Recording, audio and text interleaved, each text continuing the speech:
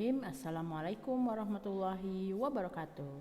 Bagaimana kabarnya anak-anak semua? Mudah-mudahan dalam kondisi sehat walafiat ya, dan mudah-mudahan juga kita masih bisa diberikan keselamatan ya, terutama di tengah pandemi yang masih belum selesai ini. Oke anak-anak, sudah mohon maaf kalau misalnya di video sebelumnya ternyata suaranya kurang jelas ya.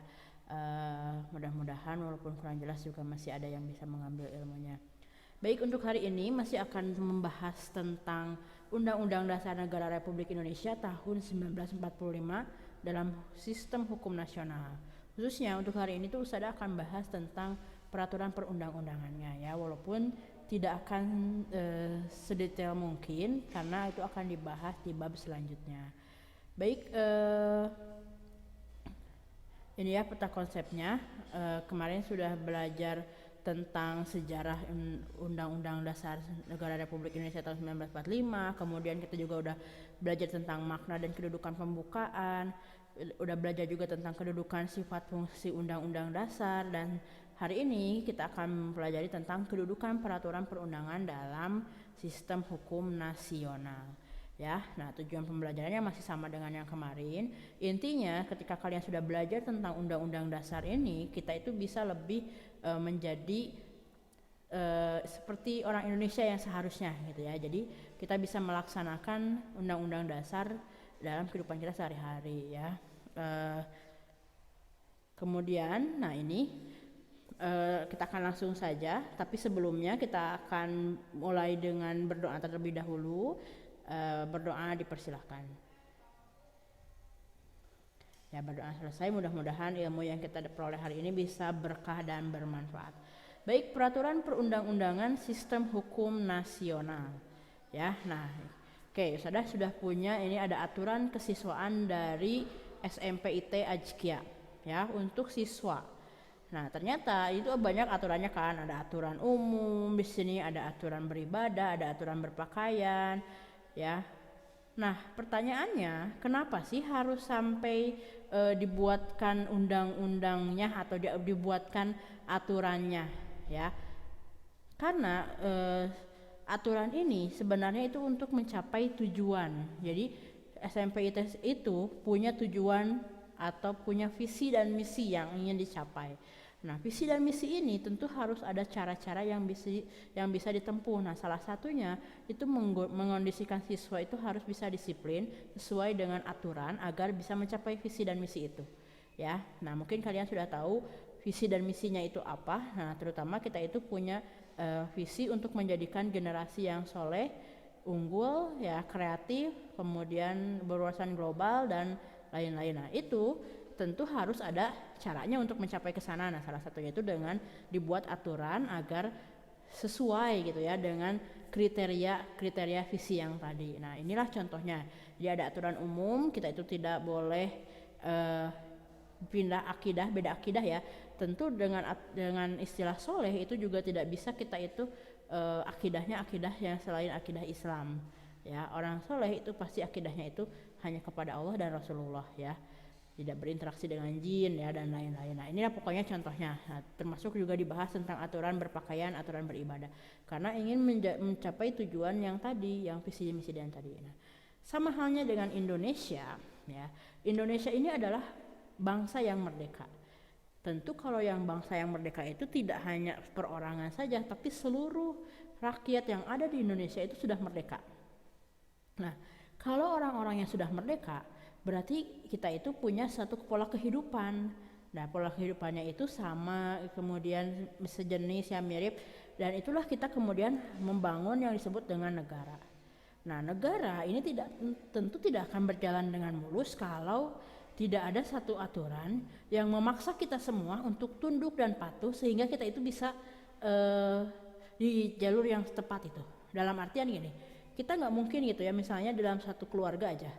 Dalam satu keluarga itu ada 5 anggota ya, ayah, ibu, dan anak-anaknya. Nah, tentu satu keluarga itu harus punya aturan yang bisa membawa menuju tujuan tertentu di keluarga itu. Misalnya keluarga ini pengen jadi keluarga yang kaya misalnya. Nah, kan tidak mungkin kalau misalnya isi orang-orangnya itu orang-orang yang tidak mau berusaha keras, tidak bekerja, dan lain-lain. Maka dipaksalah sebuah aturan, misalnya di keluarga itu setiap orang harus bangun jam 5 pagi, kemudian tidak boleh tidur lagi. Nah, dengan tujuan agar kita itu bisa lebih awal mempersiapkan kesuksesannya yang tadi. Nah, termasuk dengan negara. Jadi negara juga sama gitu. Ketika kita punya tujuan tertentu, nah tujuannya itu ada di pembukaan Undang-Undang Dasar. Nah, kita itu tidak mungkin bisa mencapai tujuan itu kalau tidak ada aturan. Semua orang semau mereka gitu ya. Jadi gimana gue aja gitu ya, atau misalnya ya suka-suka aku lah gitu ya, itu juga tidak bisa. Jadi makanya negara itu harus ada aturan. Nah, aturannya itu disebut dengan undang-undang ya. Selain undang-undang ada Undang-Undang Dasar Negara Republik Indonesia tahun 1945.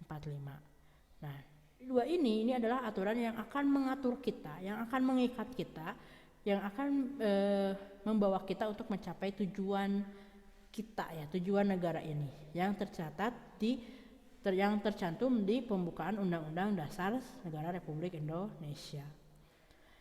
Nah, kedudukannya Undang-Undang Negara Republik Indonesia ini adalah sebagai induk. Jadi dia tuh sumber hukum. Ketika kita misalnya membutuhkan undang-undang yang lain, misalnya taruhlah Undang-Undang A.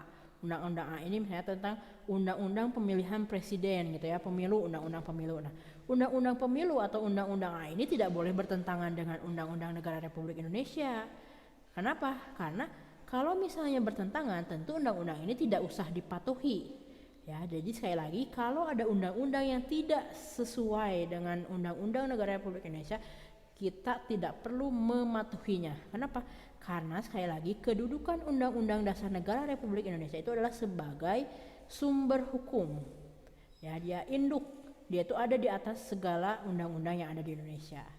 Maka semua undang-undang yang ada di negara Republik Indonesia itu tidak boleh bertentangan dengan Undang-Undang Dasar Negara Republik Indonesia, gitu ya. Jadi semua aturan itu pasti menginduk ke NRI itu ya. Nah, kalau kalian sudah buka undang-undangnya, buku batang tubuh dari undang-undangnya itu kan banyak ya. Nah, maka itulah pemerintah itu harus mengikuti semua aturan itu, termasuk kita juga, ya. Nah, tugas kita itu adalah harus melaksanakan dan mempertahankan Undang-Undang Dasar Negara Republik Indonesia tahun 1945. Nah, kita ingat-ingat dulu ya yang pelajaran yang minggu lalu, bahwa sifat Undang-Undang Dasar itu satu dapat diubah dan ada yang tidak dapat diubah. Nah, kalau Undang-Undang Dasar kita di Indonesia itu seperti apa sifatnya? Nah, Undang-Undang Dasar di Indonesia itu dapat diubah. Ini tercantum dalam pasal 37 Undang-Undang Dasar Negara Republik Indonesia tahun 1945 yang mensyaratkan bahwa untuk mengubah Undang-Undang Dasar itu harus harus dihadiri oleh 2/3 anggota MPR dan harus disetujui oleh sekurang-kurangnya 50% dari anggota yang hadir ya, ditambah 1 ya. Jadi kalau misalnya taruhlah MPR itu ada 100 orang, nah berarti 2/3-nya itu harus hadir. Kemudian untuk disetujui itu dari 100 orang itu 50 orangnya harus setuju ya, itu. Nah, kemudian ternyata sejak tahun 1999 MPR ini telah mengadakan perubahan atau amandemen itu sebanyak 4 kali ya. Jadi butuh penyesuaian. Jadi ada beberapa hal yang disesuaikan dengan zaman, karena Undang-Undang Dasar walaupun dia sebagai sumber hukum, dia itu bukan Al-Qur'an. Kalau Al-Qur'an kan tidak akan berubah ya sampai akhir zaman. Nah, kalau misalnya Undang-Undang Dasar masih dapat diubah karena harus disesuaikan dengan zaman juga. Nah, tapi bukan berarti seenaknya juga ya, tapi ada syarat dan ketentuannya. Kemudian nih, untuk dapat mengubah UUD Negara Republik Indonesia tahun 1945 itu ada kesepakatan dasar ya. Artinya juga ada hal-hal tertentu yang harus disepakati. Nah, ini ada 5, kesepakatan dasarnya itu ada 5 butir. Ya, kesepakatan dasar itu ada 5 butir, yaitu yang pertama itu tidak mengubah pembukaan Undang-Undang Dasar Negara Republik Indonesia. Jadi kita boleh mengubah batang tubuhnya, tapi kita tidak boleh mengubah pembukaannya. Nah, kenapa? Kayak kita akan jawab setelah yang ini ya. Alasannya kenapa sih nggak boleh diubah gitu pembukaannya? Nah, kemudian yang kedua itu harus mempertahankan negara kesatuan Republik Indonesia. Jadi tujuan dari mengubah Undang-Undang Dasar itu bukan karena kepentingan golongan atau kepentingan seorang ya, tapi dia harus punya tujuan untuk dapat mempertahankan negara Republik Indonesia, negara kesatuan Republik Indonesia. Jadi misalnya ada satu aturan di Undang-Undang Dasar itu yang mungkin dia akan menjadi sumber perpecahan. Nah, itu boleh diubah dengan tujuan untuk mempertahankan NKRI ya. Nah, kemudian itu harus yang ketiga mempertegas sistem pemerintahan presidensial ya. Jadi pemerintahan presidensial itu tidak dapat diubah ya. Jadi harus tetap presiden kepala negara sekaligus kepala pemerintahan kita itu. Nah, jadi itu harus dipertegas. Kemudian penjelasan Undang-Undang Republik Indonesia itu memuat hal-hal normatif yang akan dimasukkan ke dalam pasal-pasal batang tubuh ya. Jadi harus memuat ada penjelasan yang memuat hal-hal normatif di batang tubuh. Jadi kalau misalnya nggak jelas batang tubuhnya pasalnya itu kayak gimana maksudnya, itu boleh ditambahkan untuk memperjelas gitu ya. Kemudian nomor 5 melakukan perubahan cara dengan adendum ya. Nah, cara adendum itu adalah istilah dalam kontrak atau surat perjanjian yang berarti tambahan klausul atau pasal ya, yang secara fisik terpisah dari perjanjian pokok. Jadi tambahan tapi juga terpisah dari perjanjian yang pokok. Oke. Nah, pertanyaannya tadi kenapa sih kalau pembukaan Undang-Undang Negara Republik Indonesia itu tidak bisa diubah? Alasannya yang pertama, karena pembukaan Undang-Undang Dasar Negara Republik Indonesia itu memuat cita-cita bersama. Jadi kalau kita lihat sejarahnya, membuat UUD itu ya, terutama pembukaannya itu tidak mudah ya. Karena kita tuh harus menyatukan pikiran dari Sabang sampai Merauke ya. Bahkan pada saat pembentukannya itu sempat ada selisih pendapat antara orang-orang barat dengan orang-orang timur, maksudnya Indonesia Barat dengan Indonesia Timur ya. Jadi misalnya pada saat pembuatan ada Piagam Jakarta, mungkin kalian belajar juga yang di Pancasila. Jadi Piagam Jakarta itu dulu isinya bukan ketuhanan yang Maha Esa pasal sila satunya, tapi lebih kepada setiap Muslim itu wajib, setiap pemeluk Islam wajib mengikuti syariat. Nah, seolah-olah itu kan tidak mengajak agama lain. Jadi orang-orang dari Indonesia Timur yang notabene agamanya itu bukan Islam itu protes.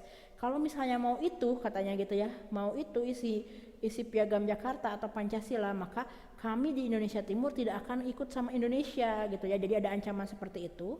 Nah, maka diubahlah dan disesuaikan untuk bisa memuaskan dari seluruh pihak yang ada di Indonesia. Karena Indonesia itu beragam, ada Indonesia Barat, Indonesia Tengah, Indonesia Timur. Nah, maka itu kita tidak bisa condong salah satu, dan maka di pembukaan ini dibuat sedemikian rupa sehingga itu adalah cita-cita semua golongan di Indonesia gitu ya.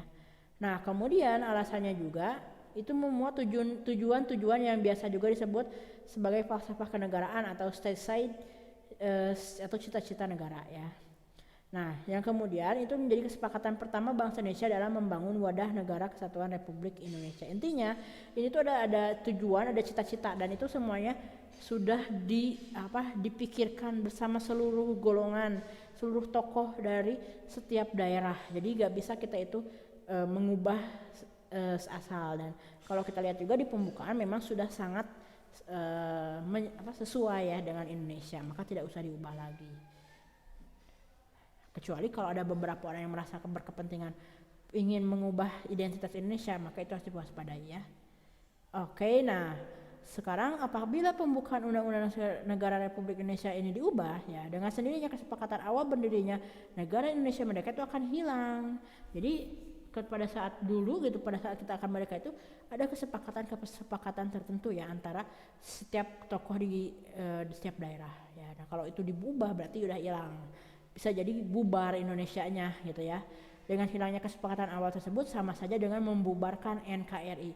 Jadi kalau ada orang yang mau mengubah pembukaan UUD, maka itu sama saja dengan dia ingin membubarkan NKRI. Nah, orang ini adalah musuh negara, pengkhianat bangsa, maka harus dilawan ya. Orang-orang yang ingin mengubah atau membubarkan negara NKRI itu harus dilawan. Nah, itu saja untuk pertemuan hari ini, mudah-mudahan bisa dipahami.